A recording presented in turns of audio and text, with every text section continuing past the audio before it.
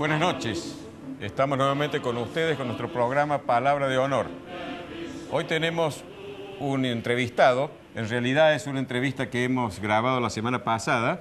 Es un hombre muy interesante, un filósofo, un pensador profundo que creo que les va a gustar. Se llama Santiago Kovaldov y seguramente más de uno de ustedes lo conoce.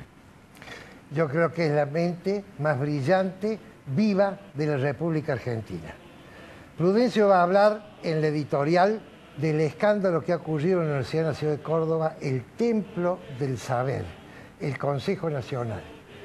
Y luego, en la columna, va a hablar de las modificaciones que se pretenden hacer al Código de Faltas. En épocas turbulentas, yo creo que no es conveniente cambiar los códigos. Pero bueno, los funcionarios que han sido elegidos por el pueblo creen otra cosa. Y yo voy a hablar en mi editorial, voy a empezar a hablar del mito más conflictivo, persistente y actual que tiene la historia argentina. Y que lo voy a calificar con las dos palabras que han sido las pintadas en las paredes, llamadas grafitis, que más se han hecho en la historia de los grafitis de la Argentina. ¡Viva Perón!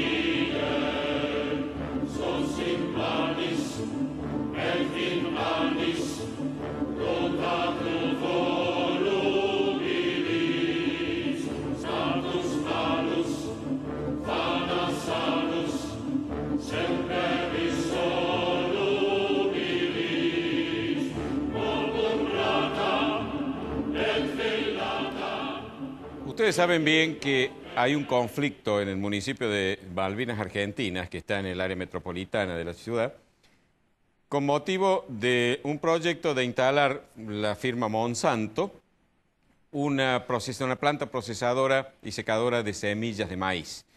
Esto ha despertado el enojo y la oposición de un grupo de ambientalistas que llevan no sé cuántos meses o años quizá paralizada el ingreso a la construcción, impidiendo que los obreros entren a trabajar y bueno, las autoridades no han tenido el coraje de poner orden allí y bueno, resolver las cosas de otra manera y no permitir que sea la fuerza y la violencia la que en definitiva incline la balanza de un lado o de otro. El tema Monsanto no es un tema menor, pero ocurre que en la Universidad Nacional de Córdoba, la Facultad de Ciencias Agropecuarias firmó un convenio con Monsanto, como lo firma con muchísimas otras empresas, a través del cual se comprometía a hacer un estudio serio, científico, bien hecho, acerca de si, como dicen los ambientalistas que están en contra, Monsanto con su planta va a agredir el medio ambiente, va a contaminar o no, y en un caso si no es conveniente o sí que Monsanto se instale. Resulta que las autoridades de la Casa de Trejo empezaron a presionarlo al decano de la Facultad de Ciencias Agropecuarias, el licenciado Marcelo Conrero, para que dejara sin efecto el convenio.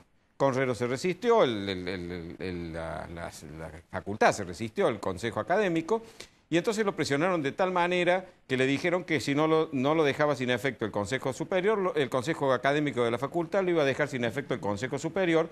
Le dijeron que si no lo hacía iban a incendiar la universidad, etcétera, etcétera, de modo tal que Conrero se vio tan presionado que aceptó en definitiva bajo presión hacerlo.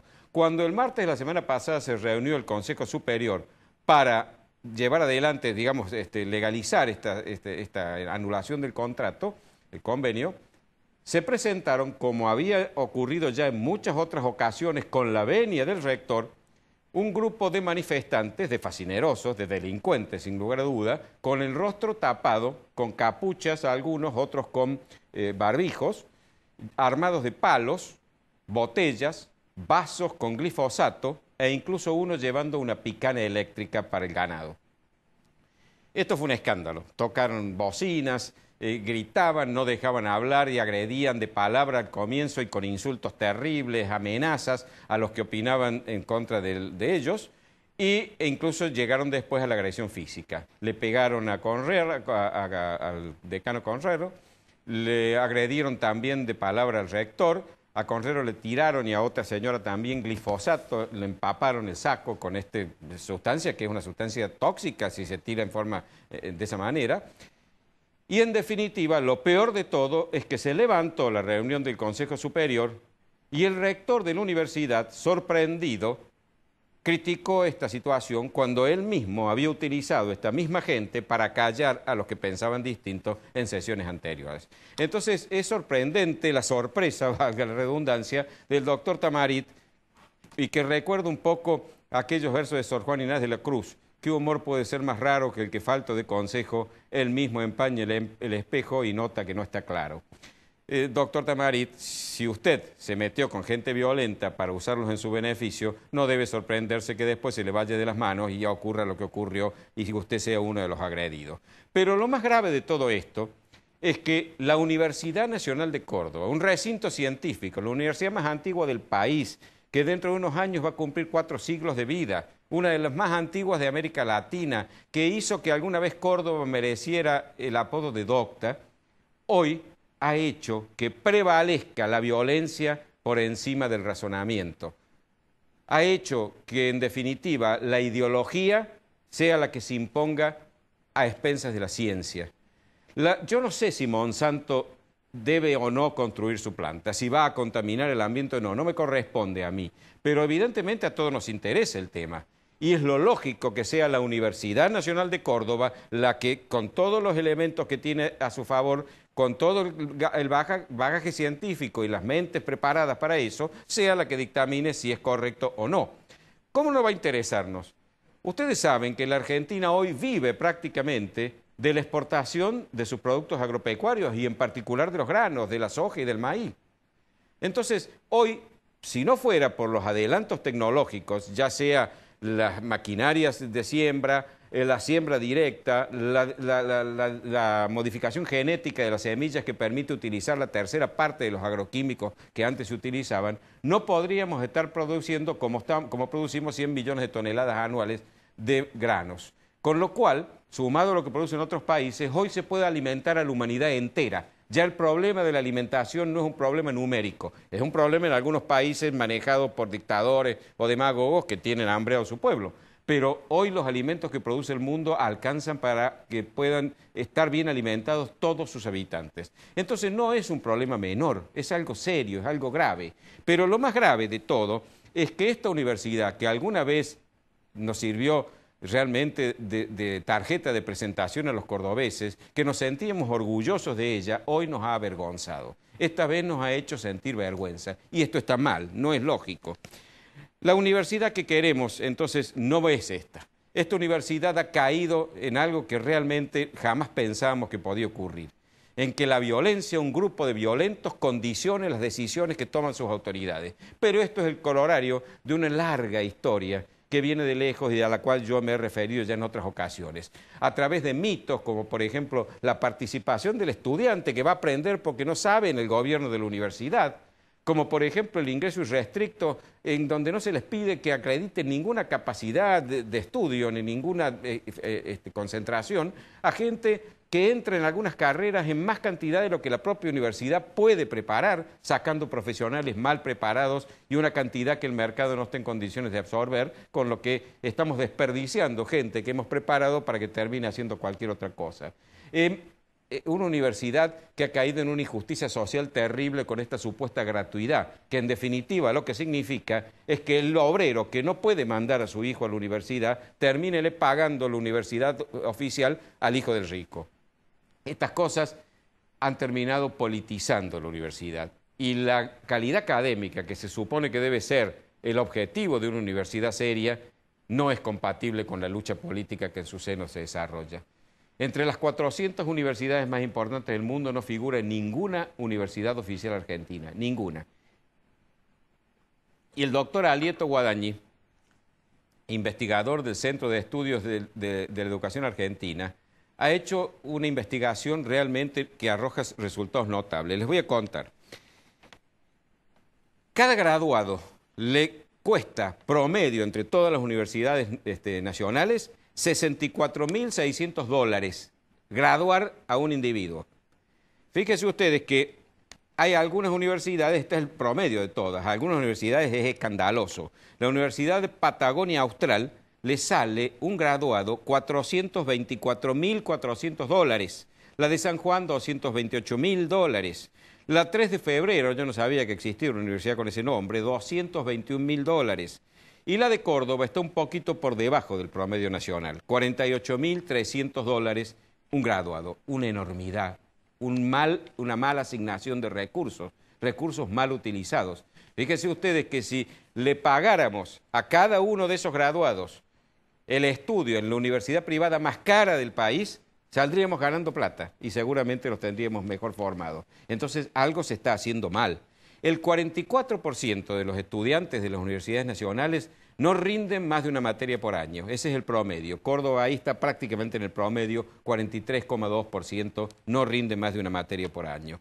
Entonces, o elegimos universidades que cumplan su rol preparando profesionales con excelencia académica, o de lo contrario, que sean escuelas de disputas partidarias, que es lo que ahora se ha convertido. Esto no puede ocurrir, lo que ha ocurrido el martes pasado no puede volver a ocurrir. El rector ha dicho que a pesar de todo ello, ni ha denunciado, ni va a cerrar las puertas para que estos violentos vuelvan a participar y a interrumpir una reunión del Consejo Superior, no va a hacer nada para evitarlo. Y esto no es lógico, no lo debe hacer. El debate debe ser un debate de ideas y no de consignas, gritos, amenazas e insultos. La planta de Monsanto sigue bloqueada. Obviamente hay que resolver si Monsanto debe seguir o no, pero mientras tanto no puede ser la justicia tomada por mano propia porque un grupo de personas piensan que una cosa debe ser de una manera o la otra. Esto no es una democracia. La democracia no funciona a través de la violencia, a través del insulto y a través de los actos como los que hemos visto que ocurrieron el martes pasado. Dentro de todo, advierto que hay algunos signos positivos. Ha habido un rechazo categórico a esta violencia, a estos acontecimientos por parte de instituciones empresariales, de instituciones agropecuarias, de diversas instituciones de la provincia e incluso también de parte de la legislatura. La legislatura ha votado una moción de repudio a esas actitudes violentas, con una sola excepción, una diputada que ha votado en contra porque se ve que le gusta la violencia, que le parece que la violencia está bien. Se llama Frencia la diputada y creo que es la misma que la vez pasada tuvo también una sanción de la Cámara porque en un acto también violento que había en las afueras de la legislatura, en que se estaba discutiendo una ley, esa gente no quería que esa ley se votara y esta señora que tampoco quería, votaba en contra, señaló a dos diputados que votaban de la manera en que esta gente no quería y los violentos que estaban alrededor los agredieron. Eso realmente muestra que la diputada Frencia es una persona a la cual la violencia le parece un instrumento apto para hacer política. Creo que debería reflexionar porque estamos en democracia, no estamos en una guerra civil, ni estamos en un estado en donde el que más violencia desarrolla, más éxito tiene. También es una buena noticia que la fiscal federal, López de Filoñuc, ha iniciado espontáneamente, de oficio, una investigación para ver qué delitos se han cometido y está llevándola adelante. Yo espero que estos delincuentes paguen su culpa, porque los delitos que han cometido y los agravios que nos han hecho a todos los argentinos son muy serios, son graves. También es bueno saber que el decano Conrero ha demostrado ser un hombre no solo de principios, sino también de coraje, porque ha dispuesto que va a seguir adelante con esto. Y ha convocado para esta semana a unos talleres de gente, por supuesto, de la actividad, de la facultad, que van a ir a discutir científicamente para aclarar el punto si Monsanto debe o no seguir. En buena hora que esto se haga de esta manera. De lo contrario, los argentinos nos estamos acostumbrando a que los que son capaces de agredir, impedir el ejercicio de nuestros derechos, cortar las calles, interrumpir una sesión del Consejo Superior de la Universidad, son los que terminan saliendo con la suya. El rector ahora les ha enseñado, con esto que ha ocurrido, que de esa manera van a querer para lograr lo que ellos quieren.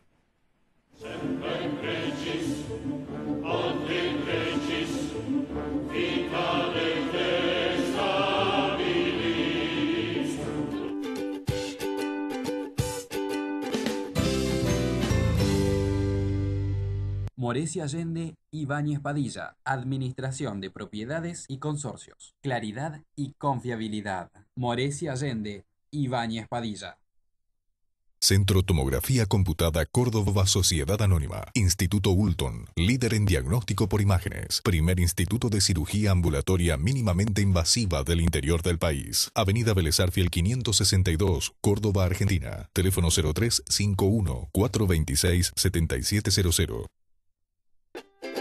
Ahora comprar tu auto es una experiencia única. Llegó AutoCity, un nuevo espacio con 0 kilómetros, usados, pista de prueba y área de servicios. AutoCity, los autos evolucionan. El lugar donde encontrarlos también.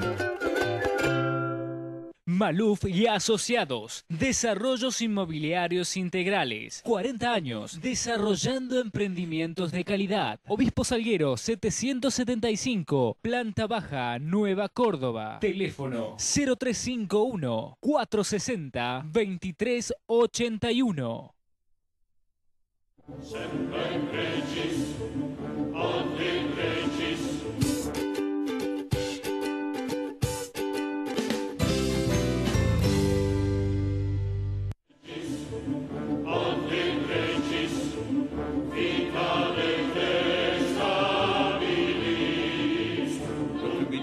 Santiago Kovadlov, que no requiere presentación porque es un hombre conocido en todo el ámbito del país, filósofo, ensayista, escritor, poeta también, Santiago. Tenemos el privilegio de que nos haya concedido una entrevista a su paso por Córdoba y con tal motivo lo tenemos aquí en el Sanatorio El Salvador, que nos ha facilitado las instalaciones. Santiago Kovadlov, muy bienvenido al programa Palabra de Honor. Muchas gracias, les agradezco Santiago, a ustedes. Gracias por aceptar que lo podamos entrevistar. No, es un placer para mí conversar con ustedes. Santiago, bueno, hay muchos temas que usted ha abordado. Lo suyo es realmente muy amplio desde el punto de vista de la temática. Pero a nosotros nos interesa fundamentalmente aquellas intervenciones suyas en artículos que suele publicar en el diario La Nación sobre temas de actualidad. Y la vez pasada advertía en uno de sus artículos que usted notaba que la gran caída, la decadencia del actual gobierno se había precipitado, o se había iniciado incluso, con 3 muertes. Con la muerte de Néstor Kirchner, la de Laclau y la de Chávez. Es decir, que había perdido esta señora sus 3 mentores fundamentales. ¿Usted cree realmente que, sin duda usted lo ha manifestado, que está convencido de que es así, pero usted cree que esta acción de gobierno que esta señora desarrolla ha tenido en algún momento fundamentos como para pensar que Laclau puede haber sido realmente su inspirador, o ella simplemente ha desarrollado un proyecto de dominación al que Laclau le ha sido funcional por haberlo convalidado desde el punto de vista intelectual? Me inclino por esta última hipótesis. Yo no creo que la obra de ella esté inspirada en la de Laclau. Me parece a mí que Laclau irrumpe en el curso de la gestión gubernamental de la presidenta como una figura que le permite ganar los conceptos, o buena parte de los conceptos, con que ella trata de inscribir su acción en un marco racional y en un marco claro. Ahora, claro digo en términos ideológicos, pero de ninguna manera diría yo que primero estudió a Laclau para después proceder, porque además, y pasando ya a un terreno más amplio, los políticos no leen para proceder, proceden y después tratan de interpretar conceptualmente lo que hacen. O de justificarse. Por otra parte, son los intelectuales opositores y la opinión pública adversa a este gobierno la que ha trazado esa sinonimia entre Laclau y la presidenta. Pero cualquiera que haya escuchado a la presidenta opinar alguna vez sobre temas que podríamos considerar filosóficos, advierte rápidamente su inconsistencia. Cuando la presidenta incursiona en temas que convocan nombres como los de Hegel o como los de cualquier otro pensador, incluso argentino, uno advierte rápidamente que hay un oportunismo conceptual mucho más que un conocimiento real de aquellos temas que ella aborda. Los políticos, especialmente en el caso de nuestra presidenta, toman a la historia y toman a la realidad cultural y científica como pretextos autorreferenciales. Basta advertir lo que ha hecho la presidenta en ocasión del lanzamiento de este satélite argentino que se está programando para advertir que para ella la ciencia es una antesala de una disciplina mayor que es la que ella cultiva al dirigir el país. Santiago, mis primeras preguntas van a estar enfocadas, si a usted le parece bien, al tema judío. Ajá. El pueblo elegido ha sido perseguido desde los inicios. Primero Babilonia, después Egipto, después Roma, después los reyes católicos, después el zar, después Hitler y después los nacionalistas de cualquier república. ¿Usted tiene alguna explicación para ese fenómeno? Bueno, sí, insuficiente ciertamente, pero parcialmente convincente para mí. En primer término, me parece importante aclararle que es preciso comprender bien qué quiere decirse cuando se habla del pueblo judío como un pueblo elegido. La presunción y la jactancia de muchos judíos lleva a hacer creer que Dios lo eligió por su perfección. En verdad, Dios elige a los judíos para su perfeccionamiento, pero no por su perfección.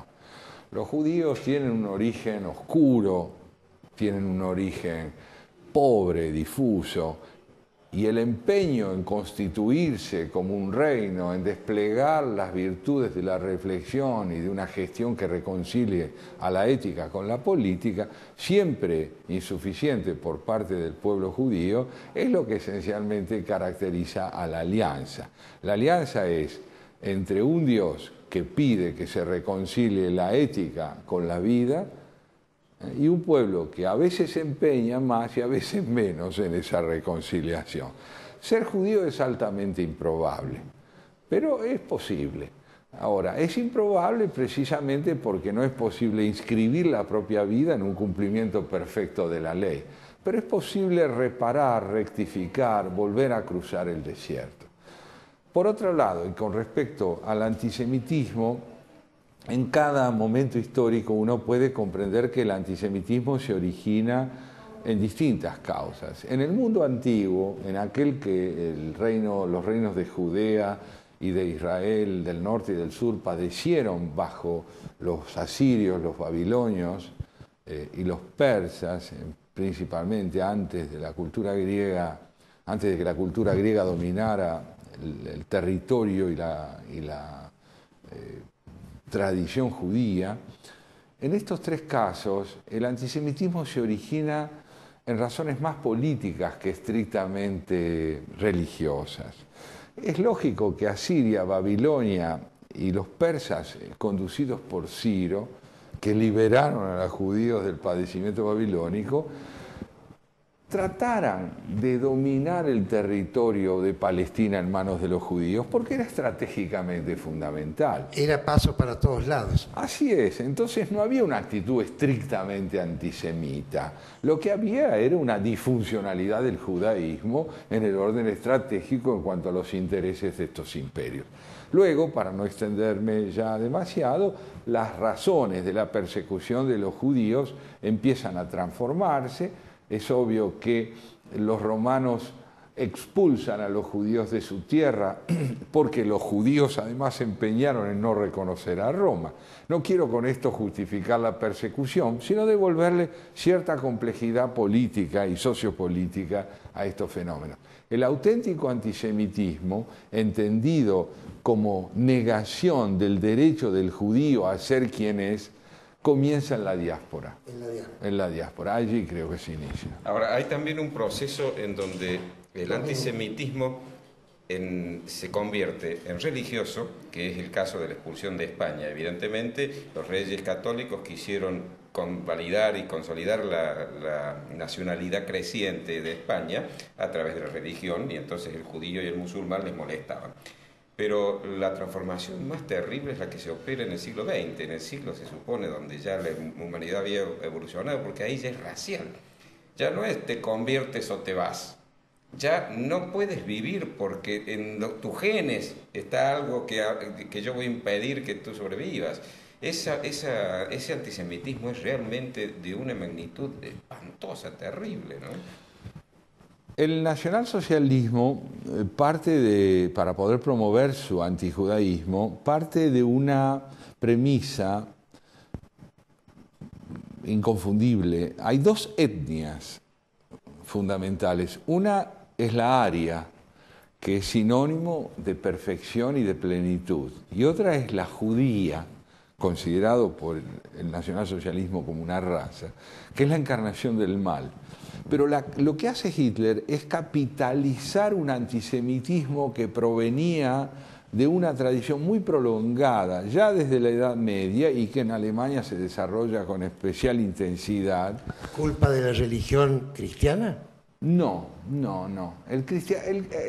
Las razones por las cuales el cristianismo comienza a combatir a los judíos están muy unidas a la idea de que su conversión es imprescindible, pero no su extinción. El cristianismo entiende que los judíos deben incorporarse a la fe cristiana, y cuando Torquemada en el siglo XV lo convence al rey Fernando de que se expulse a los judíos de España, es porque se comprende que las conversiones no habrían de resultar eficientes, a pesar de la intensidad cruel con que se las indujo a ser puestas en práctica,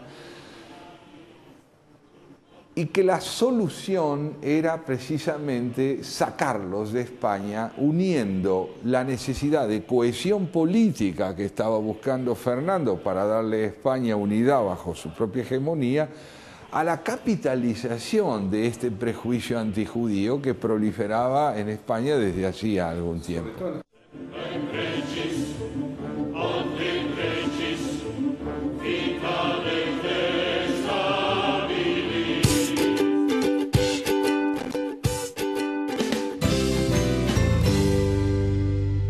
Morecia Allende, Ibáñez Padilla, Administración de Propiedades y Consorcios, Claridad y Confiabilidad. Morecia Allende, Ibáñez Padilla. Centro Tomografía Computada Córdoba Sociedad Anónima. Instituto Ulton, líder en diagnóstico por imágenes. Primer instituto de cirugía ambulatoria mínimamente invasiva del interior del país. Avenida Vélez Arfiel 562, Córdoba, Argentina. Teléfono 0351 426 7700. Ahora comprar tu auto es una experiencia única. Llegó AutoCity, un nuevo espacio con 0 kilómetros, usados, pista de prueba y área de servicios. AutoCity, los autos evolucionan. El lugar donde encontrarlos también. Maluf y Asociados, Desarrollos Inmobiliarios Integrales, 40 años, desarrollando emprendimientos de calidad. Obispo Salguero 775, Planta Baja, Nueva Córdoba. Teléfono 0351 460 2381.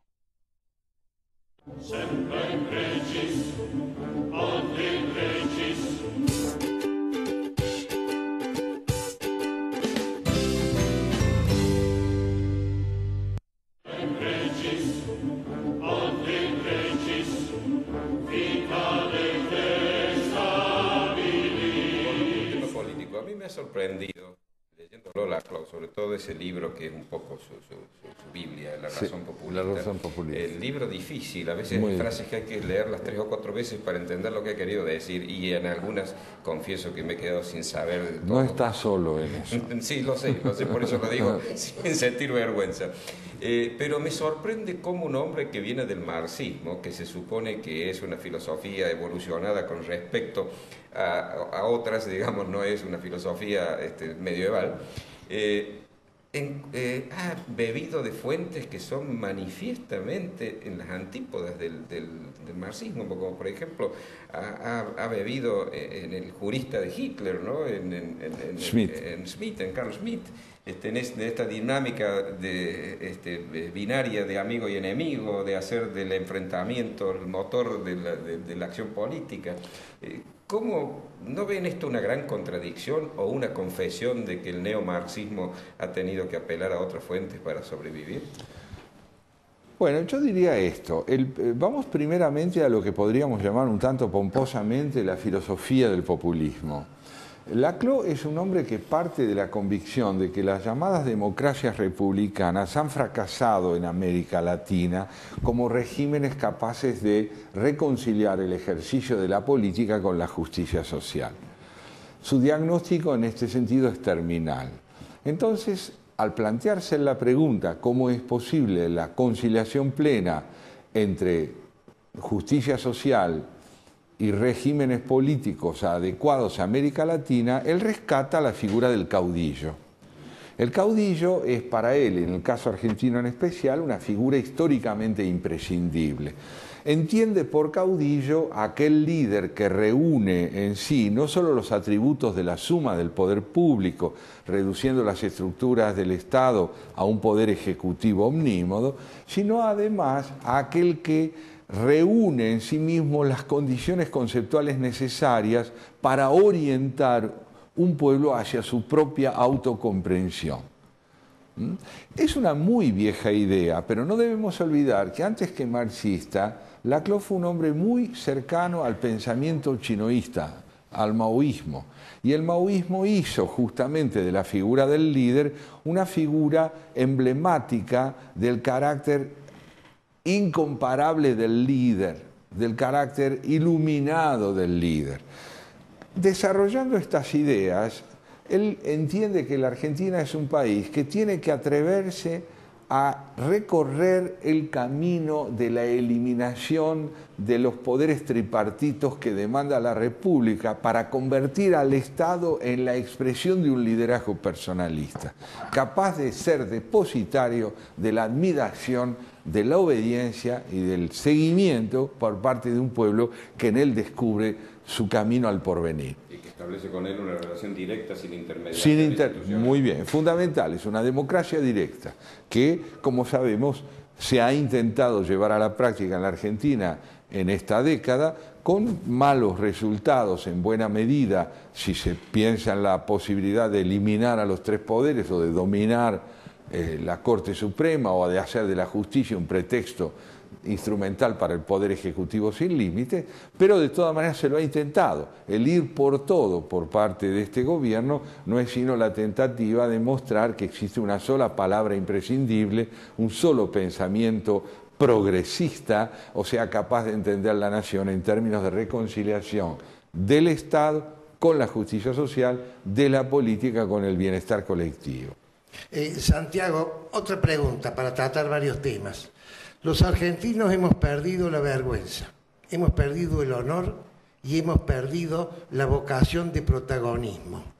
¿Usted puede explicar este fenómeno? Bueno, yo le diría que esto es cierto desde una perspectiva que acaso podamos compartir nosotros, mirando la cuestión desde una vertiente oficialista sería todo lo contrario, ¿no es cierto? Para el oficialismo hemos conquistado el honor, somos más responsables que nunca y nuestro desarrollo es incomparable en relación al pasado.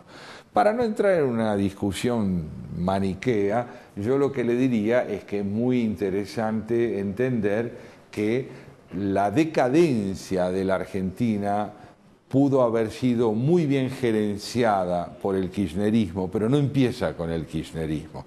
La prosperidad del kirchnerismo proviene de la siembra de desilusión política, social y económica generada por los regímenes civiles que después de la dictadura militar tuvieron la responsabilidad de reencaminar el país hacia la democracia. Si exceptuamos realmente los primeros 2 años de la gestión de Raúl Alfonsín, que fueron la expresión de un principismo formidable en el cumplimiento de la búsqueda de esta reconciliación entre ética y política, los regímenes, los gobiernos ulteriores han dado pruebas de una sola cosa, y es la puesta a disposición de la ley en favor del poder. Poner la ley al servicio del poder es terminar con la democracia. Y la decadencia argentina no empieza con la economía, la decadencia argentina empieza con el alejamiento de la Constitución Nacional. Absolutamente. La última pregunta, creo, porque nos queda poco ya. Veo que usted ha hecho una diferenciación muy clara entre dos términos que en el común de la gente, en el inconsciente colectivo argentino, se identifican, que son liberalismo y conservadorismo. Sí. Es decir, dos términos que no diré que son antagónicos, pero que evidentemente no son la misma cosa. La gente tiende a identificarlo, y usted lo ha expresado con claridad meridiana, qué es una cosa y qué es la otra. Me gustaría que en dos palabras pudiera sintetizar esa idea. ¿Cómo no? Bueno, yo creo que el liberalismo no tiene como rasgo distintivo un concepto de la política económica. Al contrario, el liberalismo es de una enorme flexibilidad en el orden económico. Su rasgo distintivo fundamental es la idea de que el prójimo es indispensable como sujeto libre. El prójimo es indispensable como sujeto libre, y que la práctica política se consolida liberalmente en el momento en el cual el espacio del consenso está generado por el derecho a la disidencia. Entonces, esto es culturalmente decisivo para entender que lo que el liberalismo hace es desplegar los tres principios fundamentales de la Revolución Francesa en un orden programático. El conservadurismo lo que lleva adelante es la idea de una práctica política que está absolutamente enmarcada en la idea de que el transcurso del tiempo no demanda transformaciones, mientras que el liberalismo es un esfuerzo por adaptarse a las transformaciones que demanda el transcurso del tiempo. Exacto. Y en un caso se privilegia la libertad como un valor ético de primera magnitud, y en el otro caso se privilegia el orden, que es un valor instrumental, por eso, en el cual la libertad y la igualdad no son posibles, pero no es... Digamos entonces, siguiendo su adecuadísimo razonamiento, el pensamiento conservador tiene porvenir en el liberalismo, porque el liberalismo rescata del conservadurismo algunos conceptos fundamentales como el del orden, pero el liberalismo no tiene porvenir en el conservadurismo, porque no le interesa precisamente la noción de libertad a la que usted se refiere. Santiago, se nos acabó el tiempo. Una pregunta por sí o por no. ¿El filósofo nace o se hace? Es difícil hablar de la propia vocación, es muy difícil. Yo solo puedo recordar muy sucintamente un episodio ocurrido en mi adolescencia cuando yo estudiaba en el colegio secundario, un colegio italiano en Brasil, que era como el Cristóforo Colombo aquí. Un día entró a la clase un profesor, un hombre que dijo ser el profesor de filosofía, intrascendente desde el punto de vista de su aspecto, con una palidez casi enfermiza, dijo: ustedes me van a disculpar, yo vengo a enseñarles una materia que a ustedes no les va a interesar. Se ocupa de saber qué es el amor, qué es la libertad, por qué debemos morir, qué sentido tiene el lenguaje, de manera que pueden levantarse y retirarse. Todos nos quedamos extasiados oyendo a ese hombre. Y yo recuerdo que después de esa clase me acerqué a él y le dije: a mí me gustaría hacer eso. Y me dijo: que su padre no lo sepa nunca. Muchas gracias, Santiago. Ha sido un gusto. ¿Recuerda Igualmente. el nombre de este hombre? Sí, del profesor que se llamaba Antonio Sodero, era italiano.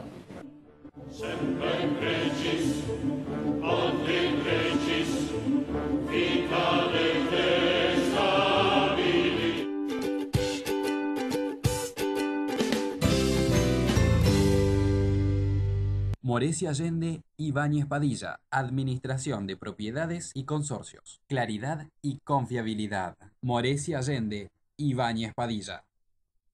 Centro Tomografía Computada Córdoba Sociedad Anónima. Instituto Ulton, líder en diagnóstico por imágenes. Primer instituto de cirugía ambulatoria mínimamente invasiva del interior del país. Avenida Vélez Arfiel 562, Córdoba, Argentina. Teléfono 0351 426 7700. Ahora comprar tu auto es una experiencia única. Llegó AutoCity, un nuevo espacio con 0 kilómetros, usados, pista de prueba y área de servicios. AutoCity, los autos evolucionan. El lugar donde encontrarlos también. Maluf y Asociados. Desarrollos inmobiliarios integrales. 40 años desarrollando emprendimientos de calidad. Obispo Salguero 775, planta baja, Nueva Córdoba. Teléfono 0351 460 2381.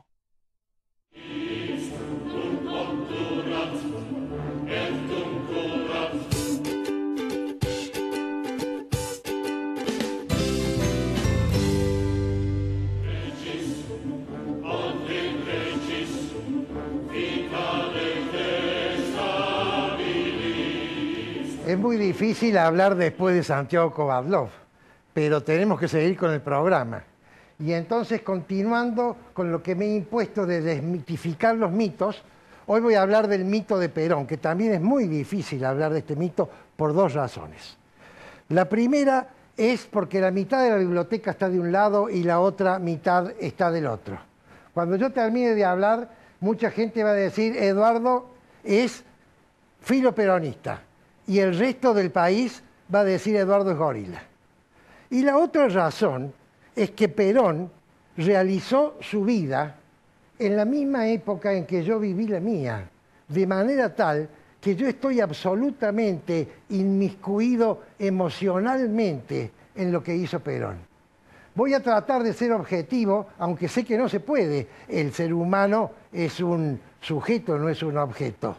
Pero voy a tratar siguiendo con una norma que yo se las recomiendo a ustedes. Cuando un problema es complejo, cuando un problema es difícil, vayan a la esencia del problema. Dejen la circunstancia y actúen sobre la esencia del problema, preguntándose una sola palabra, que en realidad son dos. O es una, depende. ¿Por qué? ¿Por qué hizo tal cosa?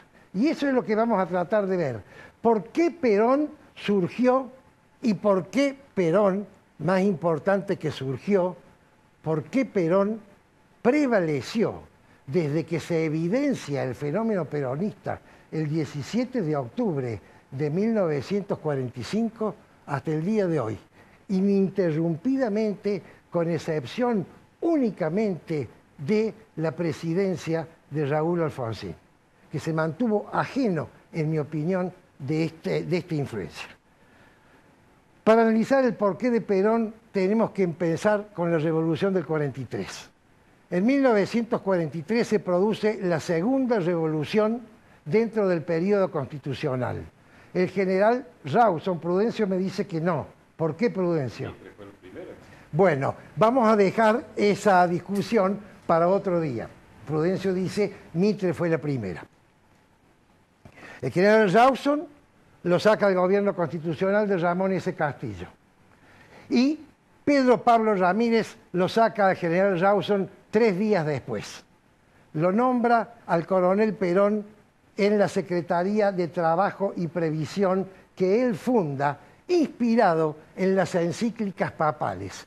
Quiero hacer hincapié en que fueron las encíclicas papales, la doctrina social de la Iglesia, la que inspiró la creación de la Secretaría de Trabajo y Previsión, donde fue Perón. Perón era un miembro del GOU. El GOU era el grupo de oficiales unidos que gestaron en la poderosa guarnición de Campo de Mayo la Revolución del 43, que no tenía objetivos claros y que no tenía líderes precisos. Empero, este grupo de coroneles, porque eran 5 coroneles, utilizando la subfunción de la coordinación, llegaron a tener, no el poder porque nunca lo obtuvieron, pero sí el manejo de aquellas personas que tuvieron el poder, remedando lo que después fue, uso mal la palabra remedando porque esto es anterior, lo que después fue la coordinadora de Alfonsín, ¿se acuerdan? Y lo que hoy puede llegar a ser la Cámpora, quizás la Cámpora desvirtuada, porque en la Cámpora hay un aporte de cheques que vienen de arriba muy grandes. Pero lo importante es decirles a ustedes que la coordinación es una herramienta poderosísima. ¿Saben por qué? ¿Cómo voy a definir coordinación? Coordinación es el manejo de equipos sinergéticos. Ya he explicado que la sinergia es un fenómeno difícil de entender porque va en contra de las reglas de la naturaleza, en donde el valor del todo es mayor que la suma de los valores de las partes. Esto en la matemática no existe y en la física no existe.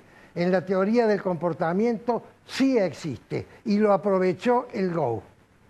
Perón queda en el ministerio, en la Secretaría de Trabajo y Previsión Social. Cuando cae Pedro Pablo y sube Farrell, que es el que lo suplanta en una tercera sustitución, le ofrece el Ministerio de la Guerra y Perón dice que sí. Luego le ofrece la vicepresidencia y Perón dice que sí, pero siempre conservando la Secretaría de Trabajo y Previsión. Y acá está el kit del coronel Perón. ¿Saben por qué? Porque Perón fue el primero que descubrió dos situaciones, una que ya existía y la otra que podía él hacer que existiera, que tenía una sinergia inconmensurable. La primera de estas situaciones era el cono urbano bonaerense, producto de la inmigración interna de aquellas personas que luego la EVA llama cariñosamente cabecitas negras, término que después fue usado peyorativamente, que son los provincianos que vinieron a trabajar en las empresas americanas que se radicaron durante el gobierno del general Justo. Estas empresas, que fueron alrededor de 12 o 15, cambiaron la estructura sociopoblacional de la ciudad de Buenos Aires. Alcanzó este grupo de inmigración interna a ser el 30% de la población humana. Estoy hablando de 1,5 millones de personas. Perón descubrió esto y descubrió, porque él había estado en Italia y lo había visto el Duce, y descubrió que un líder carismático que usara al movimiento obrero como columna que le sirviera en forma irrestricta, tenía un poder omnímodo. Y eso hizo Perón, al poner las llamadas conquistas sociales. ¿Cuáles fueron? Y bueno, la primera fue la formación de sindicatos. Antes había muy pocos sindicatos en manos de los comunistas y de los socialistas. Perón formó sindicatos en todos los gremios. Luego, ¿qué hizo? Reglamentó las asociaciones profesionales. Luego, ¿qué hizo? Introdujo un tercer actor entre los convenios colectivos de trabajo, que fue el Estado, que participaba como testigo. Luego, ¿qué hizo? Y ahí es cuando empieza ya a tomar gran volumen su carisma. Redactó el Código del Peón Rural, convirtiendo al empleado rural en un empleo blanco cuando antes era negro. ¿Y después qué hizo? Aumentó los sueldos, trajo la jubilación, trajo las vacaciones, trajo el aguinaldo, hizo barrios obreros, pero fundamentalmente le dio a la clase obrera protagonismo político y le dio a la clase obrera orgullo de clases, porque antes los pertenecientes a esta clase se sentían de alguna manera vergonzosos y luego de Perón se sintieron orgullosos de pertenecer a la clase obrera. ¿Por qué? Porque Perón habló su idioma, Perón se sacó el saco y al sacarse el saco los trató con empatía. ¿Saben lo que es la empatía? La empatía es ponerse en los zapatos de los demás. Eso hizo que Perón pudiese vivir las dos presidencias, su exilio, su regreso y luego de su muerte, gestando por acción o reacción la situación de la República Argentina. Lamentablemente, cuando Perón llegó a esta posición todo positivo, se convirtió en populista, se convirtió en estatista, se convirtió en intolerante, hizo repartija de la dádiva clientelar y luego de eso modificó la Constitución para poder reelegirse permanentemente por los siglos de los siglos. Y entonces Perón pulverizó la cultura del trabajo que habían traído los inmigrantes italianos que poblaron la Pampa Gringa y de alguna manera hizo el mayor perjuicio que le podía hacer a la clase obrera, porque generó una situación que permanece hasta el día de hoy de irreconciliable enfrentamiento entre el empleado y el empleador, que trataremos probablemente la semana que viene. Es palabra de honor.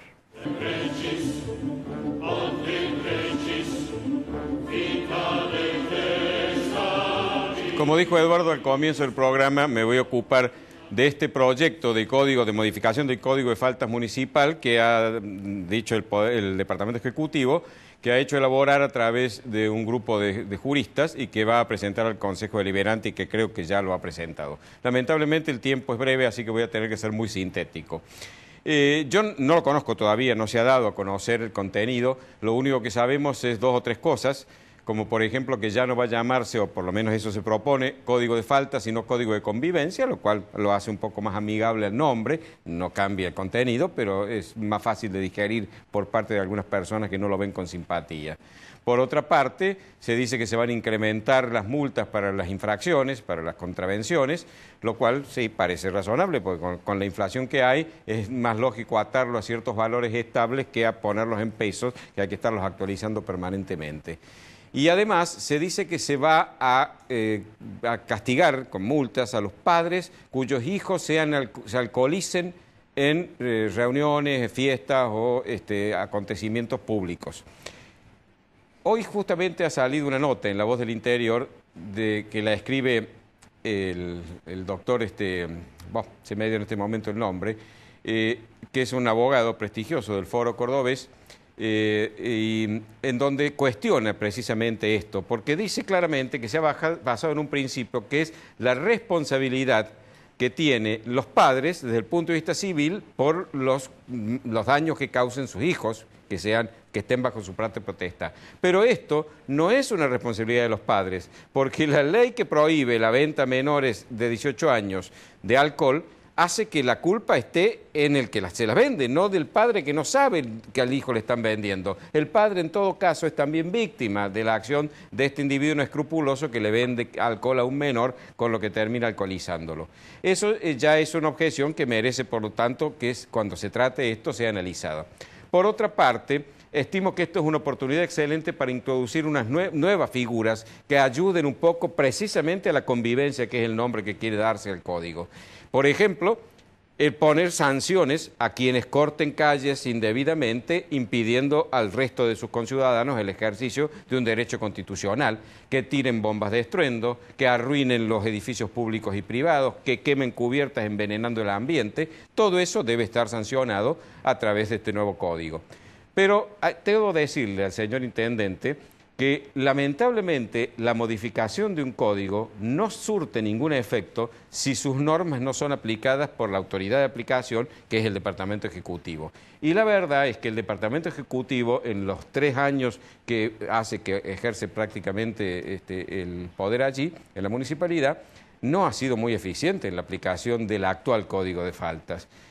No basta con ver lo que ocurre en el tránsito, que es un caos, es un muestrario de violaciones impunes a todas las normas de tránsito. No sé si hay en el mundo otra ciudad donde se violen tanto las normas como Córdoba, o los vendedores ambulantes, o ver lo que es, por ejemplo, el mobiliario urbano y las paredes tapadas de afiches.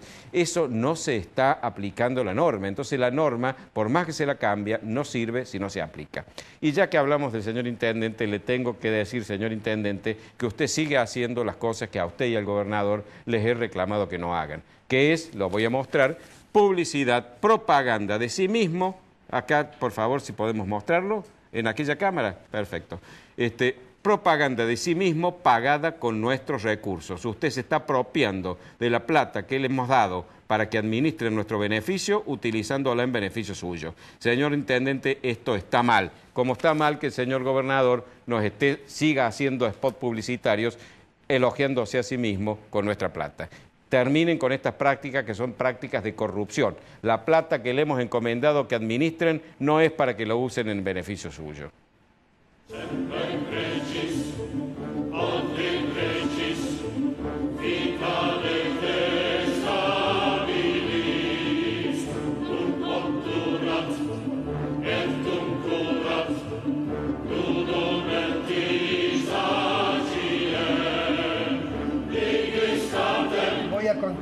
el lunes que viene con la explicación del fenómeno peronista.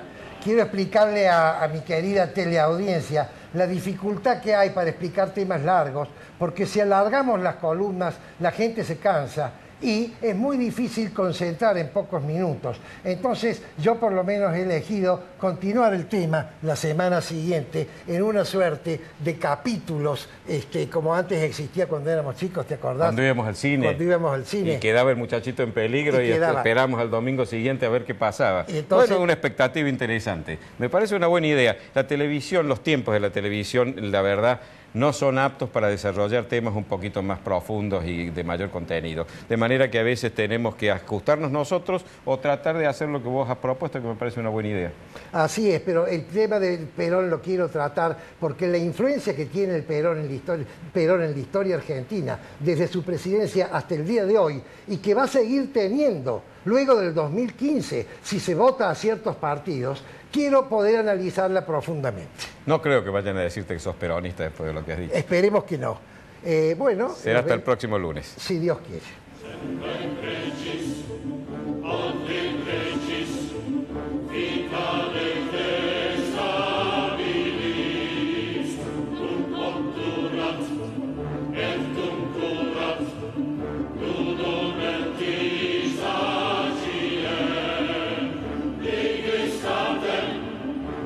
Des